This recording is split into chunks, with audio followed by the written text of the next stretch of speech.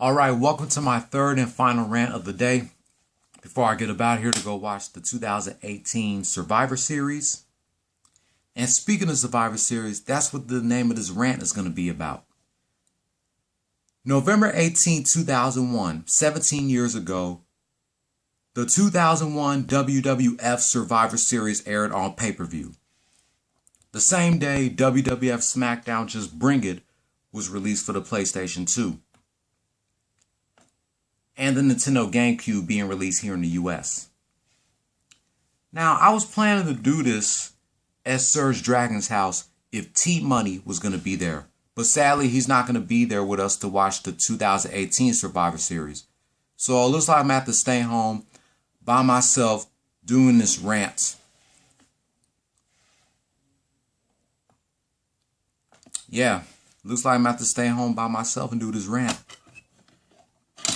But it's all good. I can still give y'all all the matches and who won in each match. This has to be my favorite Survivor Series pay-per-view. And my second favorite is the 2003 WWE Survivor Series that I did a rant on this past Friday in honor of its 20th anniversary. Or 15th, I'm sorry. And this was the last Survivor Series pay-per-view under the World Wrestling Federation branding, months before the company had to change their name to World Wrestling Entertainment, due to them losing a lawsuit to another WWF company that's an animal organization, the World Wildlife Fund. Yeah, that's fucked up that the WWF had to change their name to WWE after losing that lawsuit. But it's all good. This pay-per-view was mainly focusing on the main event, the winner-take-all 10-man elimination tag team match between Team Alliance and Team WWF. And I definitely like the theme song of this pay-per-view, Control by Puddle of Mudd. It's actually a great song. So, the first match of the 2001 Survivor Series was the Kickoff Show that aired on Sunday Night Heat on MTV. Just Incredible, Lance Storm, and Raven versus Albert, Scotty 2 Hotty, and Spike Dudley. I actually missed the Kickoff Show of the 2001 Survivor Series because I was busy waiting on the Survivor Series pay-per-view to air.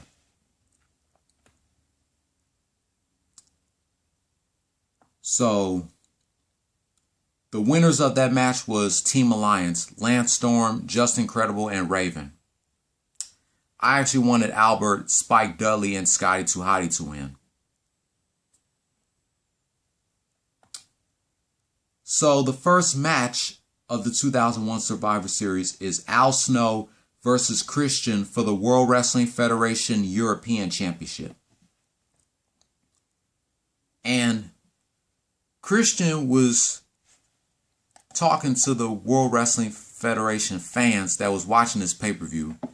And he forgot where the location of the pay-per-view was at. He thought it was in South Carolina, but it was in Greensboro, North Carolina. He said, "Greetings to all my fans in South Carolina." And then JR said, "That's North Carolina, you goop."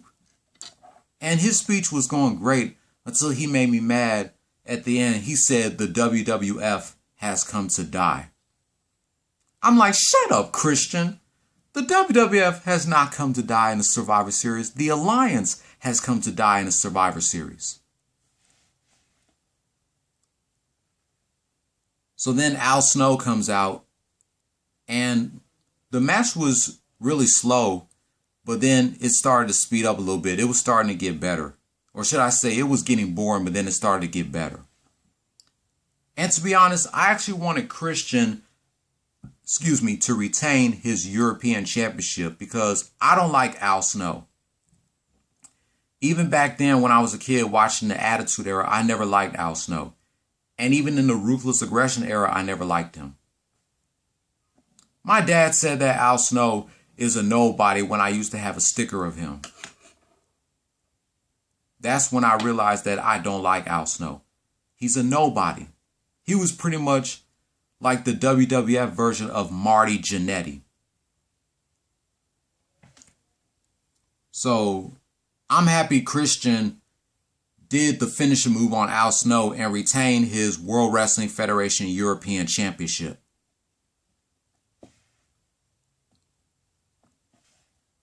So the next match was William Regal versus Tajiri.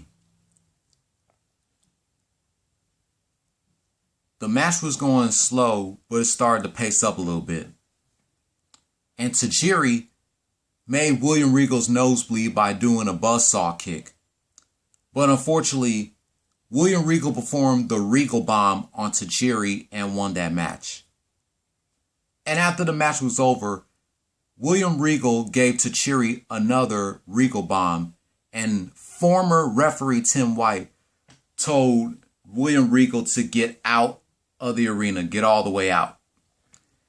And then Torrie Wilson comes out to check on Tajiri, and then William Regal had the audacity to put his hands on Torrie Wilson, giving her the Regal bomb. Really, William Regal? You had to put your hands on Torrie Wilson when she was trying to check on Tajiri after you gave him not one but two Regal bombs. Really, William Regal?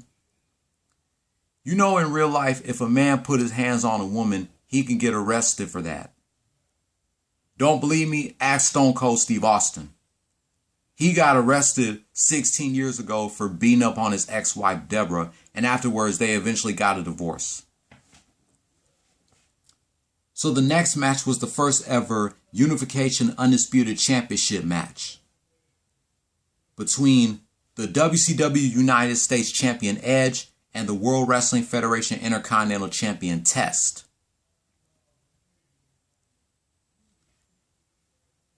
And the match was a little boring, but then it started to get better. Test performed a pump handle slam on Edge for a near fall.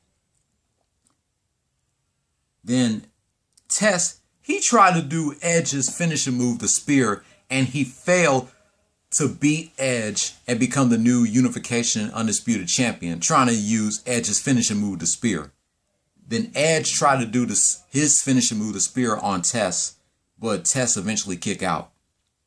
Then Test attempted a full Nelson slam on Edge, but Edge countered into a roll-up, and then 1, 2, 3.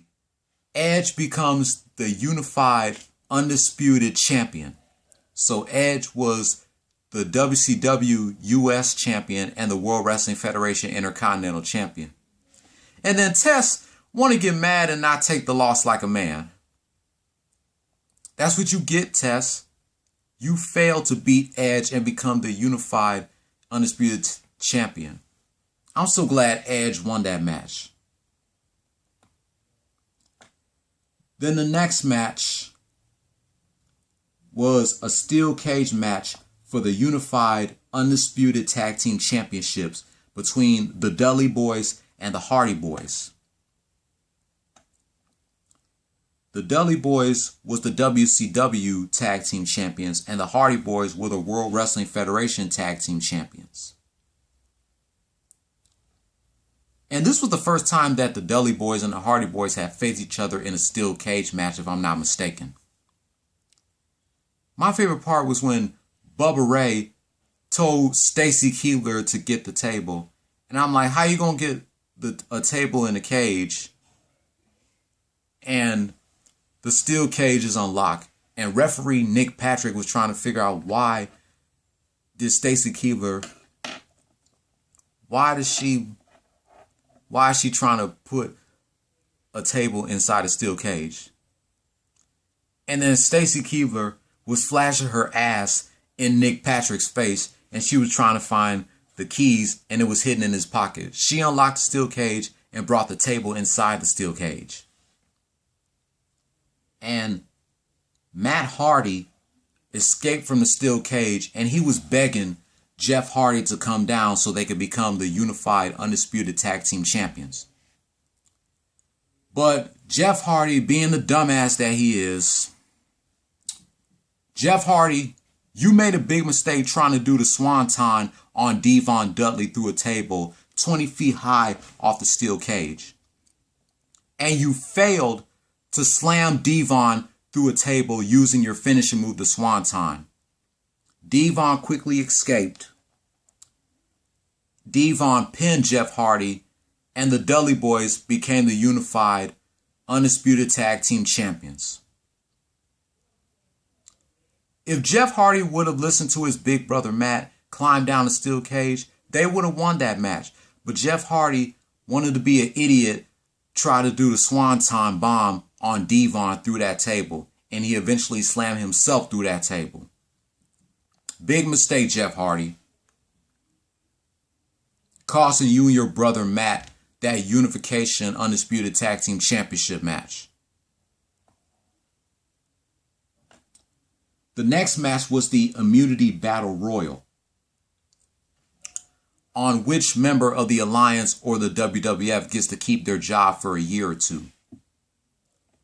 Scotty 2 Hotty was supposed to be in this Battle Royal, but Tess took him out backstage and replaced Scotty 2 Hotty to join the Immunity Battle Royal. And you won't believe who won that Battle Royal. Tess won the Battle Royal after giving badass Billy Gunn the big boot. I thought Billy Gunn was going to win that match. He was trying to do his finishing move on Tess, but Tess hit him with the big boots. I will give you credit, Tess, for winning the match, even though you failed to beat Edge earlier in the Unification Undisputed Championship match. I'll give Tess credit for winning the Immunity Battle Royal, so he gets to keep his job for a year or two, depending which company gets to stays in business after the main event, the WWF or the Alliance. Next match was the 6-pack challenge for the vacate World Wrestling Federation Women's Championship. I believe Chyna was the last World Wrestling Federation Women's Champion before she vacated the title due to her departing ways with the company. So, the 3 women for the WWF was my favorite diva of all time, Trish Stratus, Jacqueline, and Lita.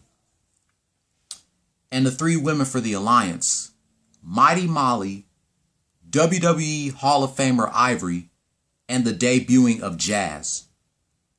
Jazz didn't really make her debut into the storyline until this pay-per-view.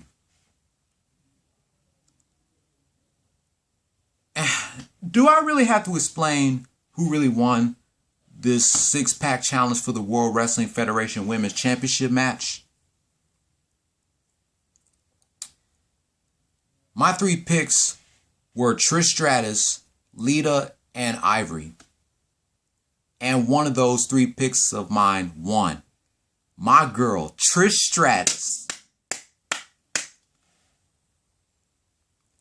Ivory was trying to do the back body drop on Trish Stratus, but Trish landed on her feet and hit Ivory with the Stratusfaction, got the pin, and won the World Wrestling Federation Women's Championship in her first ever World Wrestling Federation Women's Championship reign. So there was 2 members of the WWF that gets to keep their job, Edge and Trish. And now we get to the last match, the main event, the 5-on-5 Survivor Series elimination match, winner take all.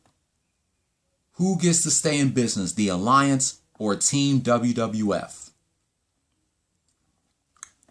Vince McMahon was supposed to be competing in this match, but due to an injury, he was replaced by the world's largest athlete, The Big Show. And Vince McMahon was talking to the members of Team WWF that he hopes that they become victorious of this main event.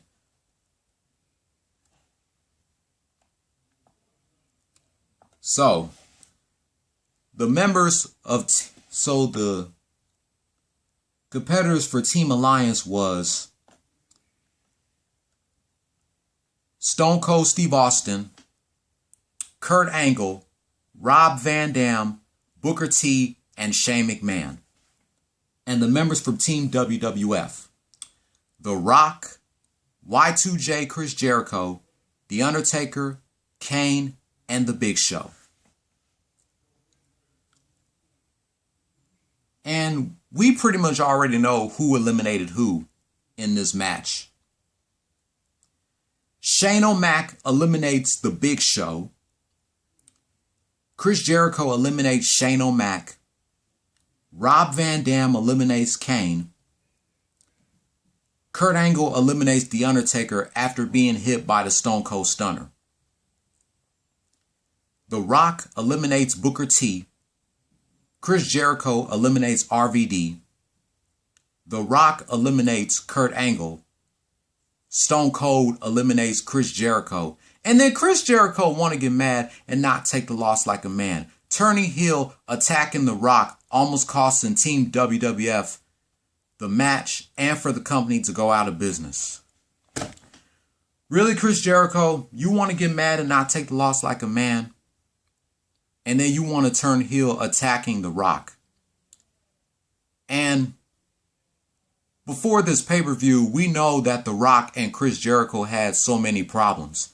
It all started when Chris Jericho beat The Rock for the WCW Championship at the 2001 No Mercy. And The Rock eventually got it back on one episode of SmackDown or Monday Night Raw.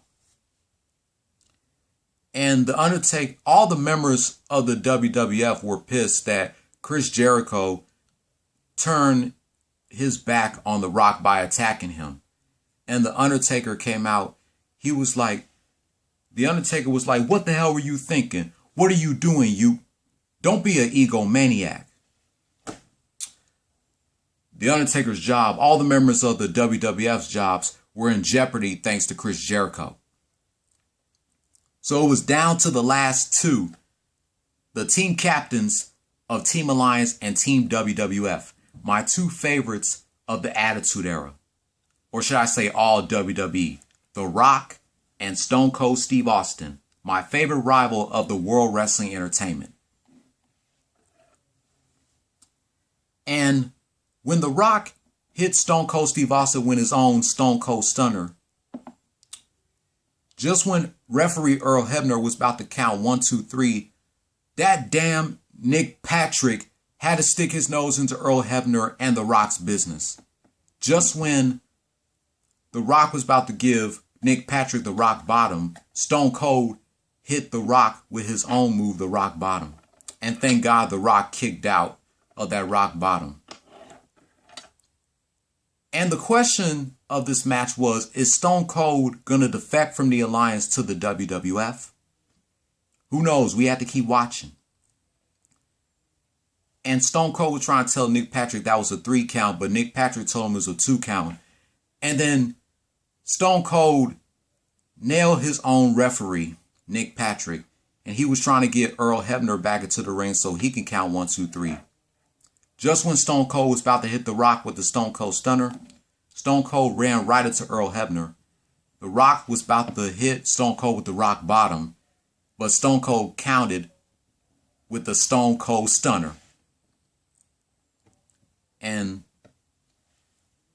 it's really funny to me how the match ended when Kurt Angle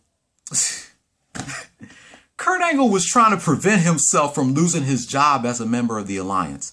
He was the one that defected from the Alliance and joined the WWF when he hit Stone Cold Steve Austin with the World Wrestling Federation Championship belt, and The Rock hit Stone Cold with the Rock Bottom. And then 1, 2, 3, boom. The Alliance went out of business. Team WWF wins. I knew The Rock was going to be the lone survivor of the Survivor Series elimination match for Team WWF. And 17 years later, the company is still in business, even though they're now known as the WWE. And Vince McMahon came out and he was happy that Team WWF won this match and that the company is still in business. The WWF wins. The Alliance is out of business. Ooh, that was definitely a great pay-per-view. This is my favorite pay-per-view of the Attitude Era. And my second favorite is WrestleMania 17. Man, that was such a great pay-per-view.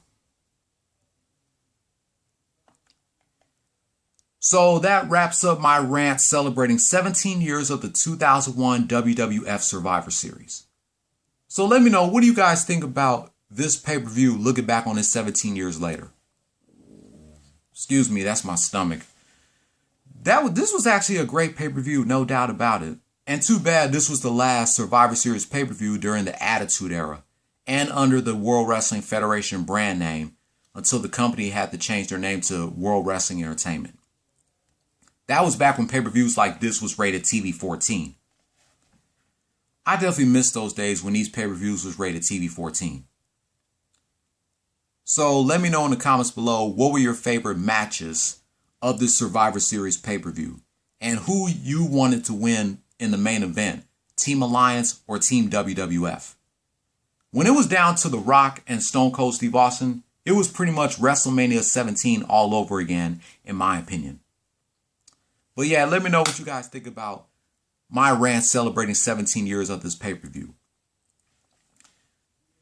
Thumbs up if you like this video, thumbs down if you didn't.